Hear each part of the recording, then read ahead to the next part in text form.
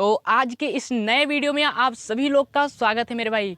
तो आज के इस धमाकेदार क्लास में, यानी धमाकेदार क्लास क्या, आप तो कहते हो हमेशा धमाकेदार। आज धमाकेदार क्लास नहीं, आज हम सभी लोग नया चैप्टर शुरू करने वाले हैं। नया चैप्टर जिसका नाम है समांतर श्रेणी। कक्षा 10 के समांतर श्रेणी, इंग्लिश में बोले तो अर्थमेटिक प्रोग्रेशन को शुरू करने वाले हैं।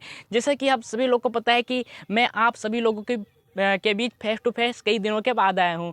तो आज कई दिनों के बाद आया हूँ और आज एक धमाकेदार क्लास होने वाली है, ठीक है। जैसा कि हम सभी लोग को पता है कि हम सभी लोग पढ़ाई करते हैं, तो पढ़ाई करने से पहले हमें उस चैप्टर को मजबूत करना होता है, ठीक है। उस चैप्टर के जिस चैप्टर का नाम है, पहले हमें उसे मजबूत करना होता है, ताकि हमें प्रश्नावलियों को हल करने में कोई प्रॉब्लम ना आए, कोई परेशानी ना आए, ठीक है। तो चलिए शुरू करते हैं। तो पहला चैप्टर क्या है इसमें? समांतर श्रेणी, ठीक है। समांतर श्रेणी बोले तो अर्थमेटिक प्रोग्रेशन, ठीक है। Arithmetic progression. सबसे पहले हम इसका इंट्रोडक्शन जान लेते हैं, कुछ परिचय जान लेते हैं, ताकि प्रश्नावलियों हल करने में हमें कोई प्रॉब्लम ना आए, ठीक मेरे भाई। तो यहाँ पर सबसे पहले लिखा समांतर श्रेणी। समांतर श्रेणी क्या होती है, ठीक है। जैसे हम यहाँ पर चलिए सबसे छोटा एग्जाम्पल आपको लेकर दिखाते हैं, सबसे छोटा उदाहरण, ताकि सब लोग समझ जाए, ठीक है। तो यहाँ पर आप यहाँ पर कितना लिखते हैं मेरे भाई? यहाँ पर 1 लिखा, 2 लिखा, 3 लिखा, 4 लिखा, 5 लिखा, 6 लिखा, इसी तरह से चलती जा रही है। इसी तरह से मेरे भाई चलती जा रही है। अब बताओ मेरे भाई, यहाँ पर कितना 1 है, 1 के बाद कितना आया? 2 आया, 2 के बाद कितना आया? 3 आया, 3 के बाद कितना आया? 4 आया, 4 के बाद कितना आया? 5, 5 के बाद 6 आया, इसी तरह से 6 के बाद कितनी आएगी? 7। ये तो सभी लोग बता दोगे ना, कहीं दिक्कत नहीं होनी चाहिए, ठीक है। अब चलिए मैं आगे बढ़ता हूँ। यहाँ पर चलिए बताइए, यहाँ पर कितना लिखा मैं? चलिए यहाँ पर लिखता हूँ, 2 लिखा, 4 लिखा, 6 लिखा, 8 लिखा, 10 लिखा, 12 लिखा और 14 लिखा, ठीक मेरे भाई। इसी तरह से चलिए बताइए चलती जा रही है। 2, 4, 6, 8, 10, ठीक है। 2, 4, 6, 8, 10, 12, 14, ठीक है। यहाँ तक चलती जा रही है। यहाँ तक तो किसी को दिक्कत नहीं होना चाहिए। बताओ यहाँ पर, अब बताओ मेरे भाई कि इसमें प्रथम पद पूछा जाए तो इसमें प्रथम पद क्या है? तो प्रथम पद इसमें देखिए, इसमें प्रथम पद, जिसे हम प्रथम पद को क्या बताते हैं, अभी आपको पूरा समझ में आ जाएगा। इसे प्रथम पद हमने लिख दिया, तो प्रथम पद को हम क्या बोलते हैं मेरे भाई?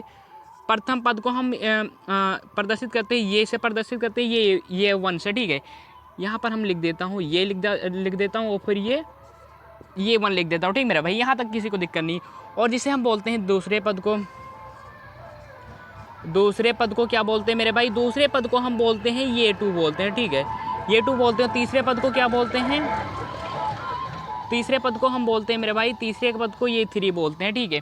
ये 1, प्रथम पद को ये 1 बोलते हैं, दूसरे पद को ये 2 बोलते हैं, और तीसरे पद को क्या बोलते हैं? ये 3। और इसी तरह से नंबर 4 पद को क्या बोलते हैं? चौथे पद को, ठीक है। यहाँ पर चौथे पद लिख देता हूँ। चौथे पद को क्या बोलते हैं मेरे भाई? ये 4 बोलते हैं, ठीक है। ये 4 बोलते हैं। अब यहाँ पर ये बताओ, अब जिसे सार्व अंतर बोलते हैं मेरे भाई, सार्व अंतर।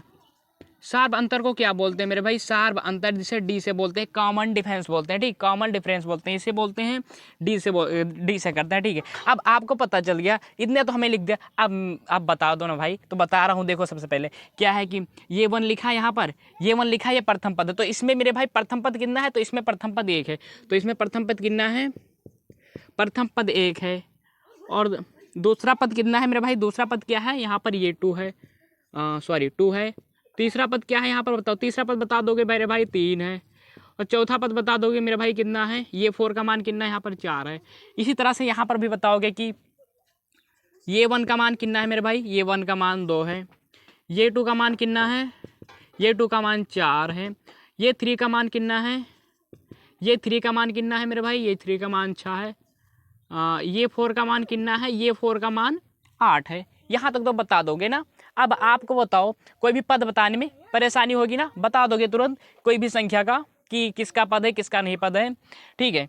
अब यहाँ पर चलिए मैं बताता हूँ, अब सार्व अंतर क्या होता है, यहाँ पर कॉमन डिफरेंस क्या होता है, सार्व अंतर क्या होता है। अगर हमें सार्व अंतर याद करना हो तो यहाँ पर चलिए बताते हैं सार्व अंतर। यहाँ पर डी बराबर होता है, देखिए डी बराबर होता है ये 2 माइनस ये 1, ये 2 माइनस ये 1 होता है। यहाँ पर मैं फार्मूला लिख दिया हूँ, जो डी बराबर होता है ये 2 माइनस ये 1 होता है, ठीक है। अब इसमें बताओ कि इसमें सार्व अंतर क्या है, इन सभी में सार्व अंतर क्या है। चलिए इसमें मैं पूछता हूँ, इसमें बताओ सार्व अंतर क्या है मेरे भाई। तो इसमें कहोगे 2 और 1 में कितने का गैप है? तो आप कहोगे मेरे भाई 1 का गैप है। 2 और 3 में कितने का गैप है? 1 का गैप है, ठीक है। 3 और 4 में कितने का गैप है? 1 का गैप है। और 4 और 5 में कितने का गैप है? 1 का गैप है। 5 और 6 में कितने का गैप है मेरे भाई? 1 का गैप है। अब मेरे भाई सभी में बताओ, सभी में समान गैप आ रहा है ना? सभी में समान गैप आ रहा है, तो सभी में समान गैप आ रहा है। यहाँ पर देखो इसमें इसका गैप 1 आया, इसमें भी एक, सभी का गैप आया 1 आ रहा है, नहीं सभी का डिफरेंस कितना आ रहा है? 1 आ रहा है, ठीक है 1 आ रहा है। यहाँ तक किसी को प्रॉब्लम नहीं होना चाहिए, 1 आ रहा है। तो अब ये जो हमारा ये आ रहा है जिसका गैप यानी डिफरेंस आ रहा है, उसी को हम बोलते हैं मेरे भाई सार्व अंतर बोलते हैं, ठीक है सार्व अंतर बोलते हैं। हमें पता चल गया यहाँ पर भी इसका गैप है एक, इसका गैप मेरे भाई दूसरे नंबर को भी दे देते हैं। यहाँ पर इसका 1 मान लो और इसको 2 मान लो, ठीक है ठीक है। अब देखो इसमें 2 और 4 में कितने का गैप है? 2 का गैप है। 4 और 6 में कितने का गैप है? 2 का गैप है। 6 और 8 में कितने का गैप है? 2 का गैप है। 8 और 10 में कितने का गैप है? 2 का गैप है। 10 और 12 में कितने का गैप है मेरे भाई? 2 का गैप है। 12 और 14 में कितने का गैप है? 2 का गैप है। सभी में 2 का डिफरेंस है, ठीक है। तो यही होता है सार्वंतर, ठीक मेरे भाई, यही होता है सार्वंतर, जिसका सार्वंतर कब होगा? जिसमें सभी का डिफरेंस यानी सभी का डिफरेंस क्या हो? सभी का अंतर बराबर आना चाहिए। सभी का अंतर क्या होना चाहिए? बराबर आना चाहिए। उसे बोलते हैं कॉमन डिफरेंस बोलते हैं, यानी डी का मान बताते हैं, ठीक है। और डी का फॉर्मूला क्या होता है? ये2 माइनस ये1, ठीक है। अब मैं निकाल कर भी आपको बता देता हूँ, ठीक है।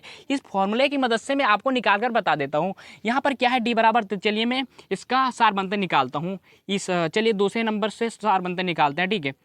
तो यहाँ पर देखो ये2 माइनस ये1 करना है, तो ठीक है। ये2 का मान कितना है मेरे भाई? 4 है। यहाँ पर देखो ये2 का मान कितना है? 4 है।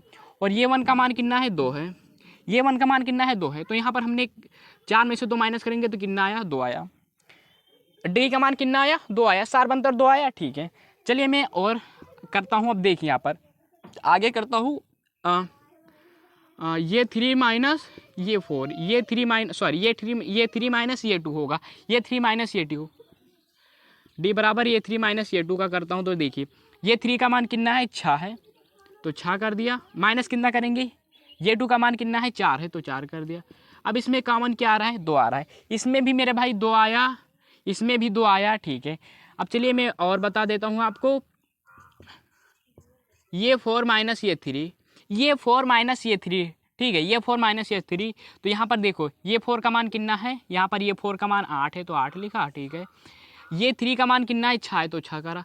अब यहाँ पर देखो इसका मान कितना आया? 2 आया। अब मेरे भाई देखो सभी में जो डिफरेंस आ रहा है, यहाँ पर भी डिफरेंस 2 आया, यहाँ पर भी डिफरेंस 2 आया, यहाँ पर भी डिफरेंस 2 आया। तो सभी में अंतर क्या आ रहा है मेरे भाई? सभी में अंतर 2 आ रहा है। तो ये क्या है? जब समान अंतर हो तो उसे बोलते हैं कि उसे हम सारबंतर बोलते हैं, ठीक है। तो ये तो पता चल गया, पद और सारबंतर में किसी को कोई प्रॉब्लम नहीं होना चाहिए, कोई दिक्कत नहीं होना चाहिए, ठीक है।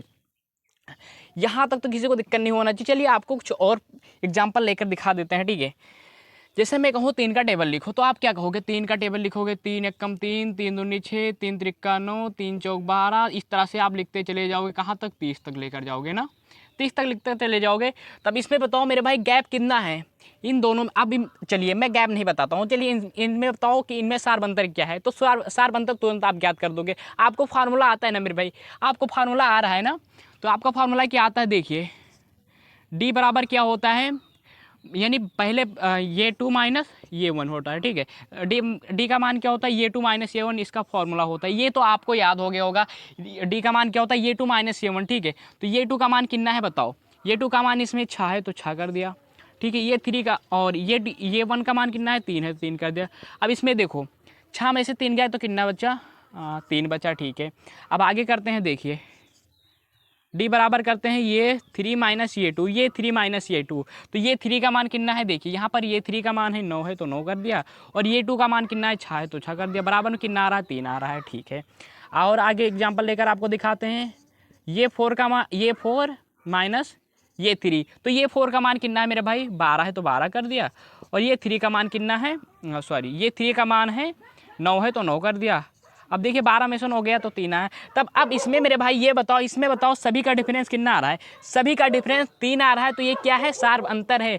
जब सभी में डिफरेंस की संख्या समान आए तो वह मेरे भाई सार्व अंतर होगा होगा होगा, ठीक है। अब आपको पद में और सार्व अंतर में कोई प्रॉब्लम नहीं होना चाहिए, ठीक है। आपको ये मजबूत हो गया। प्रश्नावली 5.1 में इसी तरह के सवाल है और इसी तरह से हमें बताना है, ठीक है।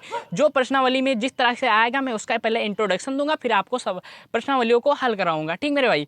यहाँ तक तो किसी को दिक्कत नहीं होगा। अब ये तो आपको पता चल गया कि मतलब सार्वंतर पद कैसे ज्ञात कर रहे हैं, ठीक है। तो चलिए मेरे भाई अब प्रश्नावलियों को हम हल करते हैं। प्रश्नावली 5.1 को शुरू करते हैं। आपका टाइम वेस्ट नहीं होगा। आपको पता है, मुझे पता है कि आपको पूरा समझ में आ गया होगा।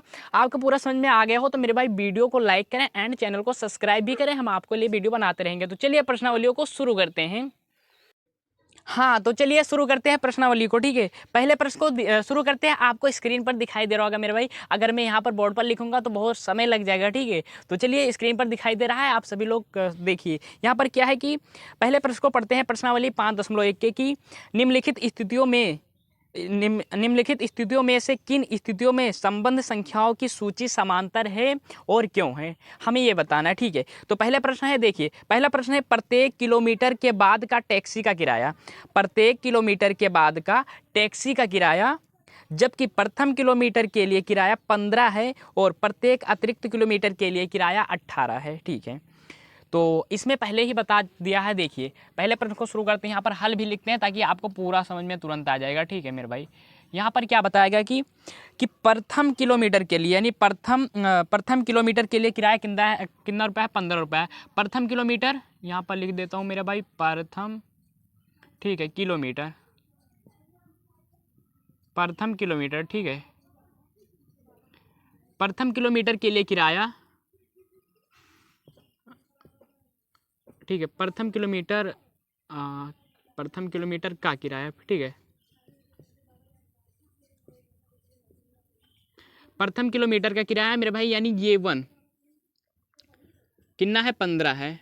ठीक है, 15 दे दिया। अब आगे क्या कह रहा है, देखिए आगे कह रहा है कि यहाँ पर प्रत्येक अतिरिक्त किलोमीटर के लिए किराया, प्रत्येक अतिरिक्त किलोमीटर के लिए किराया 8 रुपया। यानी यहाँ क्या, एक बंदा जाता है, मैं मान लेता हूँ यहाँ पर एक आदमी जा रहा है, एक बंदा जा रहा है। यहाँ से शुरू करता है और यहाँ से लेकर ये 1 2 3 4, जिसे मैंने यहाँ पर लगी रखी थी। अब मेरे भाई यहाँ पर देखिए, यहाँ से एक आदमी जाएगा, यहाँ से लेकर यहाँ तक जाएगा।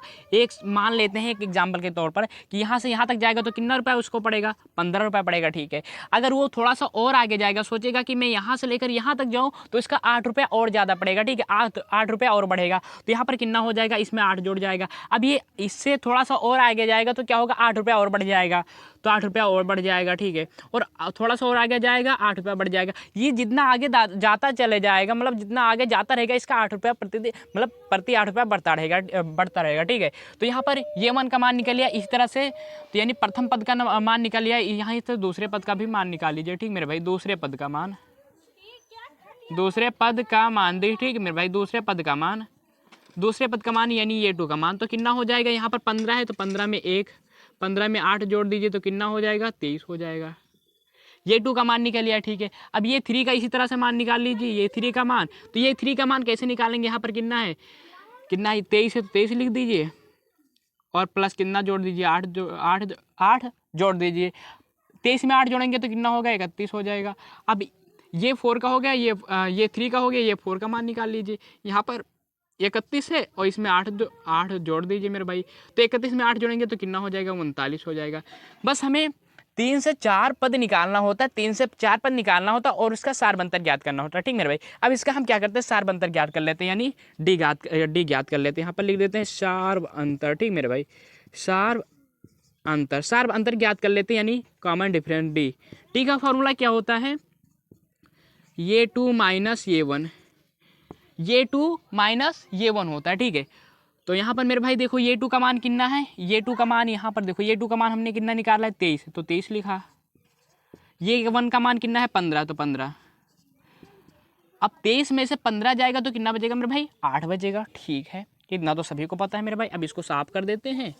अब यहाँ पर देखिए, यहाँ पर निकाल लेते हैं। अब डी का मान निकाल लेते हैं, D2 का मान निकाल लेते हैं। ठीक है, ये 3 माइनस ये 2 हो जाएगा। तो ये 3 का देखिए मेरा भाई मान कितना है, ये 3 का मान 31 है, तो यहाँ पर लिखेंगे 31 और माइनस कितना करेंगे, कितना है कितना माइनस करना है, ये 2 का मान कितना है, 23 है, तो 23 करेंगे। तो देखिए 31 में से 23 माइनस होगा, 8 बचेगा। ठीक है, अब चलिए मैं D3 का मान करते हैं। तो यहाँ पर ये 4 माइनस ये 3 हो जाएगा, ये 4 माइनस ये 3 हो जाएगा। ठीक है, तो यहाँ पर देखिए मेरे भाई, ये 4 का मान कितना है, 39 है, तो 39 लिखा और फिर माइनस कितने करना है, ये 3 का मान कितना है 31 है, तो 31 कर दिया। यहाँ पर देखिए ये 3 का मान 31 है, तो इसमें 8 आया। अब मेरे भाई यहाँ पर देखो, यहाँ पर भी 8 आ रहा है, यहाँ पर भी 8 आ रहा है, यहाँ पर भी 8 आ रहा है। और क्वेश्चन में क्या पूछा गया था, मैं आपको एक बात पढ़ के फिर बता देता हूँ कि इसमें पहले पूछा गया था कि सूची सारबंतर है। तो मेरे भाई सूची इसमें सारबंतर बताया गया है, तो ये क्या कह सकते हैं हम, अतः यह ये पी के रूप का है, ये पी के रूप का है, यानी समांतर श्रेणी का रूप का है। ठीक मेरे भाई, ये पी के रूप का है। क्योंकि यहाँ पर क्यों, अब पूछा गया क्यों पूछा गया, क्योंकि यहाँ पर देखो, क्योंकि इसका सारबंतर सेम आ रहा है, सही आ रहा है। तो ठीक है,